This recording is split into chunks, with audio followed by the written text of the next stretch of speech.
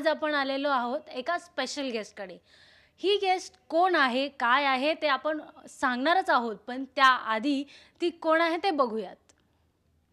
हाय मलिष्का. हाय अश्विनी, नमस्कार प्रेक्षकांनो.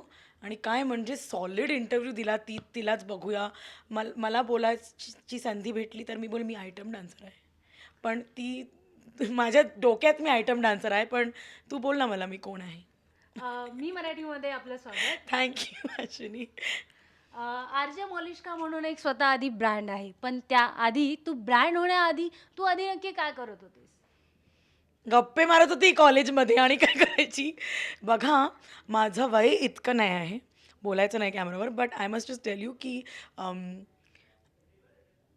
R J बनण्याच्या actually R J नावाचं प्रोफेशन माझ्या 2002-2003मध्ये जेव्हा रेडिओ ॲक्च्युली बूम झालं, त्याच्या आधी नव्हतंच. ॲटलीस्ट प्रायव्हेट एफ एम नव्हतं. तर तेव्हाच RJing became big at around that time. त्याच्या आधी ॲक्च्युली मी कॉलेजमध्ये होती. मी सेंट झेवियर्स कॉलेजमध्ये माझं BA केलं होतं आणि मग मी MA केलं. आणि 1 वर्ष मी मीडिया कॉलेजमध्ये होती, सोफायसच्या पॉलिटेक्निकमध्ये सोशल कम्युनिकेशन्स मीडिया. आणि तेव्हा मी खूप कन्फ्युज्ड होती, कारण मला वाटायचं मी सर्व काही करू शकते. And it's true. लहानपणीपासून मला असंच, कारण मी लहानपणी घरात नौटंकी करायची.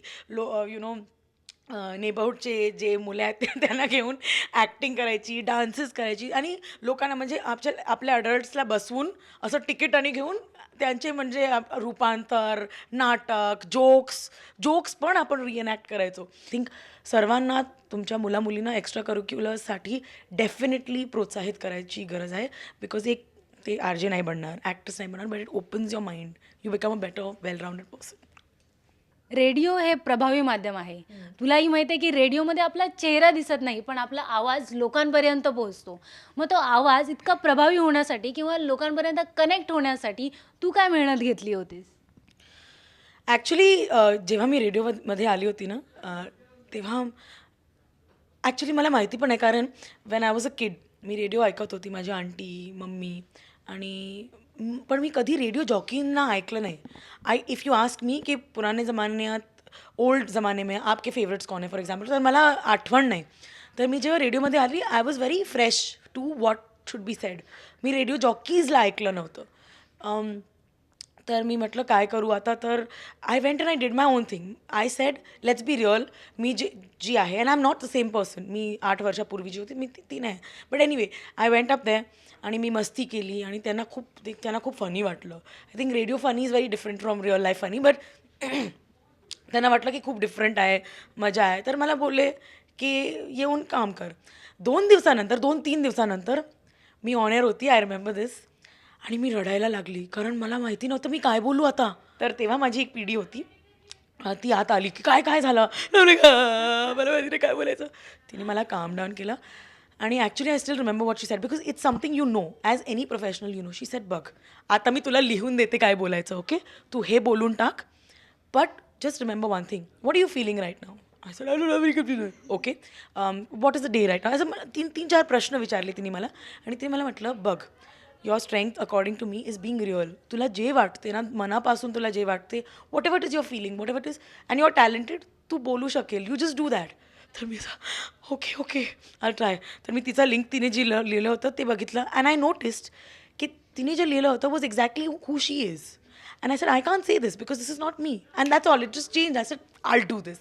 I went on air and there was no looking back. लोकांना ज्याप्रमाणे तू एंटरटेनमेंट देण्याचा प्रयत्न करतेस, त्याचबरोबर त्यांच्याकडून त्यांना कनेक्ट होण्याचा जो प्रयत्न करते, त्याचाच एखादा किस्सा ऐकव ना आम्हाला. अरे, मी नाही केलं तरी ते करतात. घेण्याचं देण्याचं. Actually it's quite cool. मला माझं काम खूप आवडते. I love my job. मला लोक खूप बोलतात, ते फोन केल्यावर ना, that's one thing, they listen to me on radio. आणि त्यांना खूप दे से मोस्टली की त्यांना मजा येते ट्रॅफिक जॅममध्ये. तर कालच मला कोणी म्हटलं, तर तुला ऐकताना मला वाटतं का ट्रॅफिक जॅम म्हणजे थोडं आणखी ते चाललं तर has like wow, that's a huge compliment. Who wants to see in Mumbai's traffic jam. नवदुर्गाच्या माध्यमातून तू जे नवीन तरुण आहेत, ते जर रेडिओमध्ये येत असतील तर तू त्यांना काय सजेशन देशील? मी फक्त हेच सांगणार की मला खूप लोक म्हणतात की मला रेडिओ जॉकी व्हायचं आहे.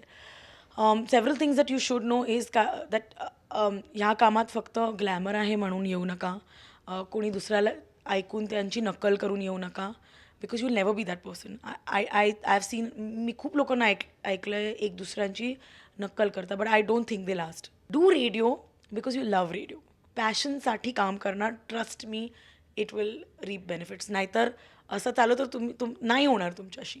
नक्कीच मलिष्काने सांगितल्याप्रमाणे स्वतःतले गुण ओळखा आणि ते कोणीतरी करतंय म्हणून नाही, तर स्वतःची ओरिजिनॅलिटी मेंटेन करण्याचा प्रयत्न करा.